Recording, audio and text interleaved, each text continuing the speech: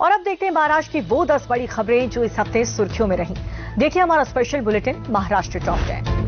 देश के पहले मुंबई क्लाइमेट वीक का मुख्यमंत्री देवेंद्र फडणवीस ने उद्घाटन किया और कहा कि क्लाइमेट चेंज की वजह से मुंबई जैसे तटीय महानगर बुरी तरह से प्रभावित हो रहे हैं। कभी भारी बारिश, कभी लू तो कभी बेमौसम बारिश से आर्थिक और सामाजिक स्तर पर काफी नुकसान उठाना पड़ा है। सीएम फडणवीस ने कहा कि महाराष्ट्र क्लाइमेट चेंज पर लिए जा रहे एक्शन को सिर्फ कंप्लायंस के तौर पर नहीं बल्कि इन्वेस्टमेंट, इनोवेशन और जॉब क्रिएशन के एक बड़े मौके के तौर पर देखता है। 35 देशों से लोग इसमें आए हैं, बहुत हाई लेवल डेलीगेशंस आए हैं।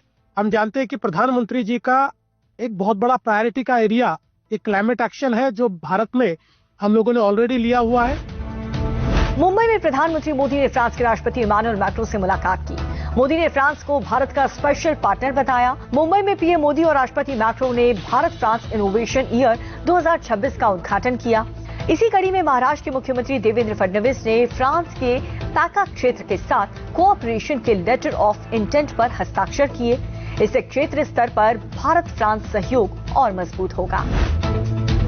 मुंबई में आयोजित ग्लोबल इकोनॉमिक समिट का विदेश मंत्री एस जयशंकर और मुख्यमंत्री देवेंद्र फडणवीस ने उद्घाटन किया। समिट में विदेश मंत्री एस जयशंकर ने भारत के ताकतवर बनने का संकल्प रखा। उन्होंने कहा कि इस समय दुनिया अस्थिर और अनिश्चित दौर पर गुजर रही है। रणनीतिक, राजनीतिक, आर्थिक और तकनीकी क्षेत्र में एक साथ बदलाव हो रहे हैं। ऐसे में डी रिस्किंग और विविधीकरण का रास्ता अपनाना जरूरी है। दिल्ली के भारत मंडपम में शुरू हुए इंडिया एआई इम्पैक्ट समिट में राष्ट्रीय महिला आयोग की चेयरपर्सन विजया राहटकर ने शिरकत की। उन्होंने महिलाओं के आर्थिक सशक्तिकरण के लिए एआई साक्षरता को जरूरी बताया। विजया राहटकर ने कहा कि महिलाओं को एआई तकनीक की केवल उपयोगकर्ता नहीं बल्कि शोधकर्ता और निर्माता बनना चाहिए। मुंबई महानगर क्षेत्र विकास प्राधिकरण यानी कि एमएमआरडीए ने 9 साल बाद पहला सरप्लस बजट पेश किया। एमएमआरडीए के अध्यक्ष और डिप्टी सीएम एकनाथ शिंदे की मौजूदगी में 48,000 करोड़ रुपए से ज्यादा का बजट पेश किया गया, जिसमें 17 लाख रुपए का सरप्लस का अनुमान है। डिप्टी सीएम एकनाथ शिंदे ने कहा कि बजट का 87% हिस्सा विकास परियोजनाओं के लिए निर्धारित होने से पूरे एमएमआर क्षेत्र को ग्रोथ हब बनाने में मदद मिलेगी। महाराष्ट्र की डिप्टी सीएम सुनेत्रा पवार ने बारामती में पहली बार जनता दरबार लगाया। ये जनता दरबार डिप्टी सीएम के आवास सहयोग सोसाइटी में लगा। सुनेत्रा पवार के पहले जनता दरबार में लोगों की भीड़ जमा हो गई। वो लोगों की समस्याएं सुनती हुई नजर आईं। अजय दादा की तरह सुनेत्रा पवार भी हर शनिवार बारामती में जनता दरबार लगाएंगी और लोगों की समस्याओं का निपटारा करेंगी। सीआईएसएफ ने महाराष्ट्र में वंदे मातरम साइक्लोथॉन का सफर पूरा किया। 10 फरवरी को महाराष्ट्र के तारापुर से रवाना हुई साइक्लोथॉन का समापन 14 फरवरी को रत्नागिरी में हुआ। 130 सीआईएसएफ जवानों का दल 25 दिनों में 9 राज्य और 4 केंद्र शासित प्रदेशों को कवर कर रहा है। ये पहल सीआईएसएफ की 27वीं वर्षगांठ और वंदे मातरम के 150वें वर्ष के उपलक्ष्य में की गई है।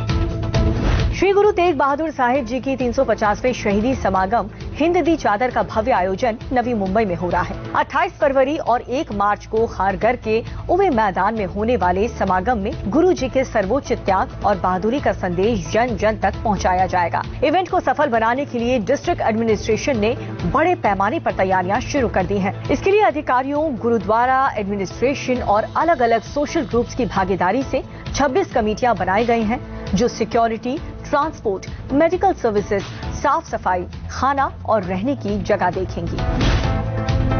महाराष्ट्र सरकार ने रक्षा, खनन और हरित उद्योग केंद्र के लिए 52 लाख करोड़ रुपए की विकसित नागपुर 2047 योजना का ऐलान किया।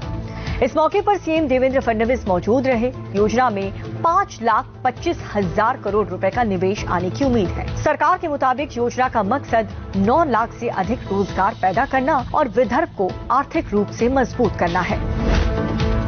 मुख्यमंत्री देवेंद्र फडणवीस ने नवी मुंबई अंतर्राष्ट्रीय हवाई अड्डे पर फेडेक्स हब का भूमि पूजन किया।